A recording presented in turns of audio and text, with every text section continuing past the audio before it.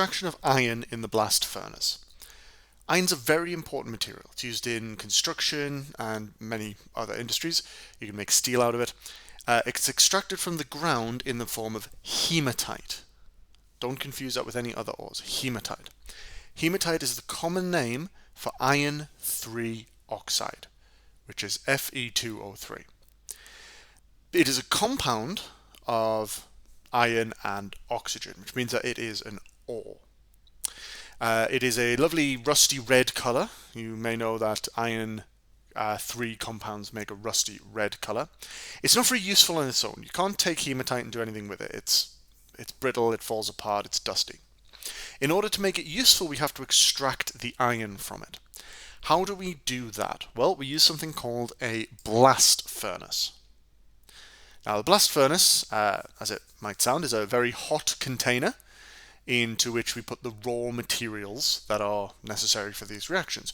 What raw materials do we need? Well, if we think back to our reactivity series, iron is less reactive than carbon. So what we can do is we can perform a displacement reaction in order to reduce the iron. If you don't know what reduction is or what reducing is, go and watch the video on redox. When we reduce the iron, we will get rid of the oxygen, it will reduce the iron oxide, and it will leave us with iron, which will be, at these high temperatures, a liquid. The liquid iron we can then remove and cool down and use for, well, whatever we want. So what raw materials do we need to put into the blast furnace? Well, we've got our hematite, which is just dug out of the ground. We also need oxygen, which is in the air. So we use hot air, we blow hot air in. We use carbon, which has two functions. Firstly, it burns to produce heat in an exothermic reaction. And secondly, that is our reducing agent. It is the thing that is going to do the reducing. So the carbon is in the form of coke, not the drink, not the drug. It's just pure carbon. It's elemental carbon. It comes from coal mines. And then we also add something else. We add calcium carbonate, which is limestone. Now, why do we do that? Well, because hematite is not pure iron oxide.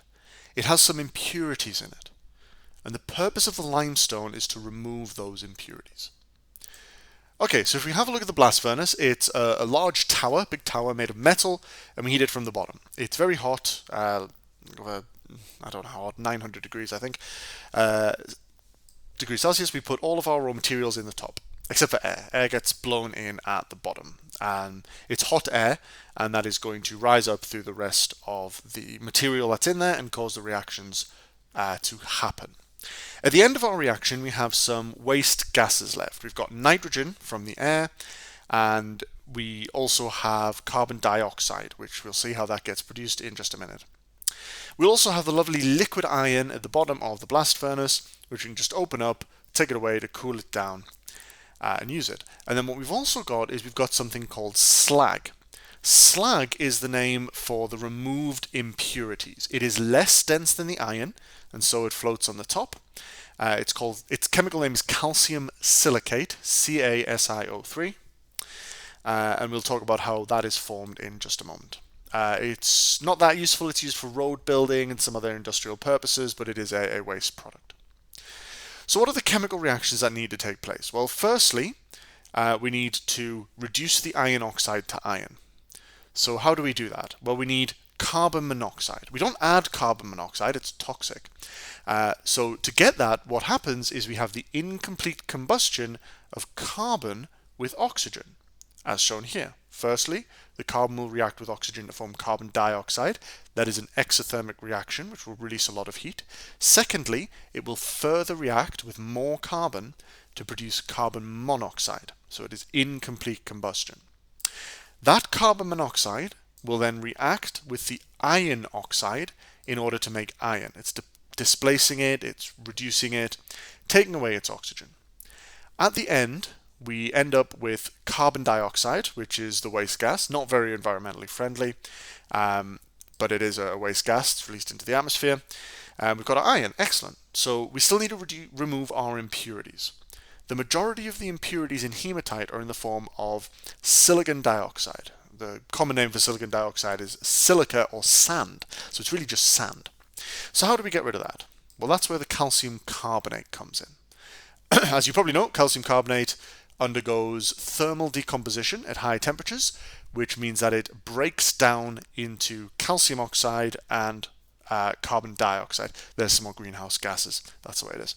The calcium oxide is left over, and at these high temperatures, the calcium oxide reacts with the silicon dioxide to make this glassy, low-density substance called calcium silicates, CaSiO3. It's also more commonly known as slag. Now this is a neutralization reaction. Go back and watch the video on oxides, because calcium oxide, like all metal oxides, is alkali, a base, sorry I should say. The silicon dioxide, like all non-metal oxides, is an acid. So an acid and a base, that's a neutralization reaction. The slag floats on top of the iron and it can be skimmed off. That leaves us with liquid iron, which we can cool down and use. This is a very common process, a very important process, because iron is such an important material. Like all metals, it's strong, it's malleable, it conducts electricity. It can also be used to make steel, which is used for construction and various other purposes. So that is the extraction of iron in the blast furnace. Thanks for watching.